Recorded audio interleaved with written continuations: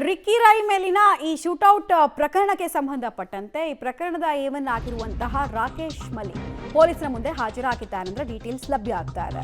ಬಿಡದಿ ಠಾಣೆಗೆ ಏವನ್ ಆರೋಪಿ Rakesh ಮಲಿ ಹಾಜರಾಗಿದ್ದಾರೆ. Police notice ಸಿಕ್ಕ ಬೆನ್ನಲ್ಲೇ ಪೊಲೀಸರಿಗೆ ಇವರಿಂದ ಹೆಚ್ಚಿನ ಮಾಹಿತಿ ಬೇಕಾಗಿರುವುದರಿಂದ ತನಿಖೆಗೆ ಸಹಕರಿಸುವ ನಿಟ್ಟಿನಲ್ಲಿ ವಕೀಲರ ಜೊತೆಗೆ ಠಾಣೆಗೆ ಬಂದಿದ್ದಾರೆ ರಾಕೇಶ್ ಮಲಿ.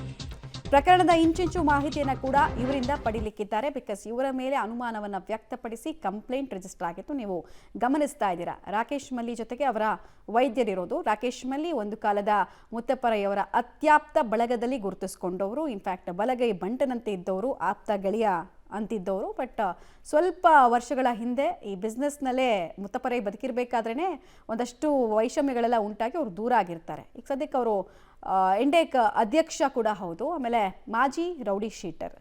ಇವರ ಪಾತ್ರದ ಬಗ್ಗೆ ರಿಕ್ಕಿ ರೈ ಕೊಡಿಸಿರುವಂತಹ ಕಂಪ್ಲೇಂಟು ಅವರ ಕಾರು ಚಾಲಕನ ಮೂಲಕ